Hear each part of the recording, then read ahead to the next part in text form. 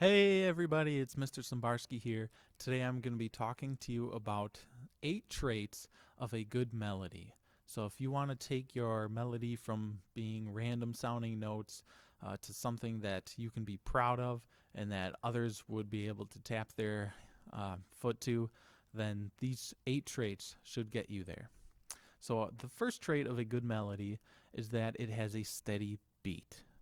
So this is the most important thing because if it doesn't have a steady beat, you wouldn't be able to keep any other rhythms along with it. If you're going to be writing more parts to it, bass parts, drum parts, if what you're writing doesn't have a steady beat, then it makes everything else so much harder, and nobody else would want to listen to it either because you need something that the mind can grasp onto, and that's what a steady beat does for us. So make sure you use the metronome in your DAW and find your tempo before you start recording. The second trait of a good melody is that it is expressive. So whenever you're playing music, you always want to feel the music coming from within, because music is an expression of you, your emotions, what you're feeling, and what you're trying to portray to your audience. And that will come across in your recording as long as you try to feel the music and be expressive. The third trait of a good melody is that it has at least one kind of interesting rhythm to it. Um, so this makes it more interesting than just steady quarter notes being your melody. And it also acts as a kind of unifying thing for your song. If you keep using this rhythm that you created in different parts of it, then you can be towards the end of the song having different notes. But if you have that same rhythm, then people will be able to tell that it's still part of that same song. So it acts as a unifying entity. The fourth trait of a good melody is that there is a mix of steps and skips. So steps are on a piano. If you go from C, D, E, F, G, one note right after the other, those are called steps. A skip is where you skip over a couple notes, like C, G. So you want to have a mixture of these, one to make it more interesting, and actually that's the only reason, right? So you will probably end up using a mixture of mostly steps with a couple skips in there so that it's a little bit more interesting. And kind of like how I talked about the rhythm being something that you can also use these same intervals throughout your song, and it would act as a unifying entity. The fifth trait of a good melody is that it stays in one key. Now, for beginners, I really emphasize this because you don't know yet how to transition to other keys, or if you do it by accident, but then you might be lost because now you're using totally new notes than you were before. So if you start out using all the white keys, then stick with using all the white keys.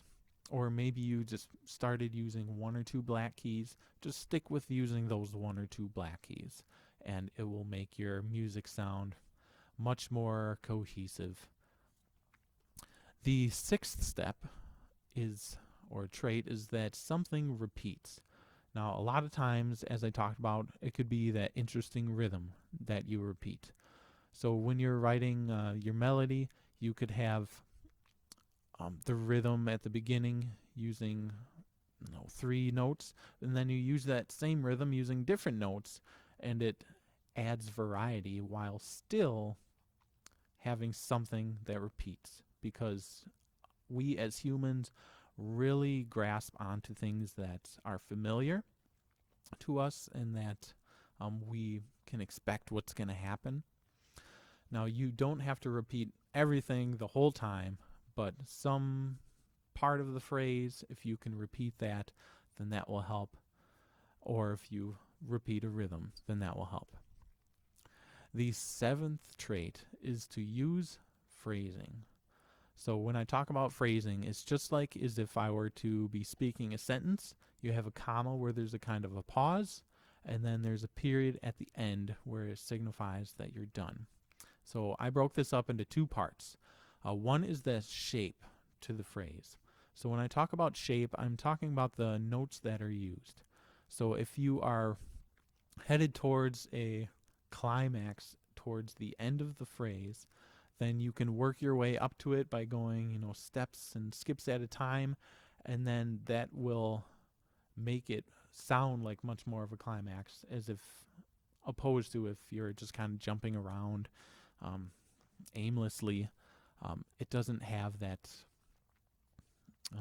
familiarity where people can't tell where it's going. So a shape is important. And the other part to making a phrase is that a phrase typically ends on a longer note. Just like the phrase of a sentence, you have a break at the end of the sentence. That's how we know we're moving on to a new idea. Right? So end your phrase on a long note.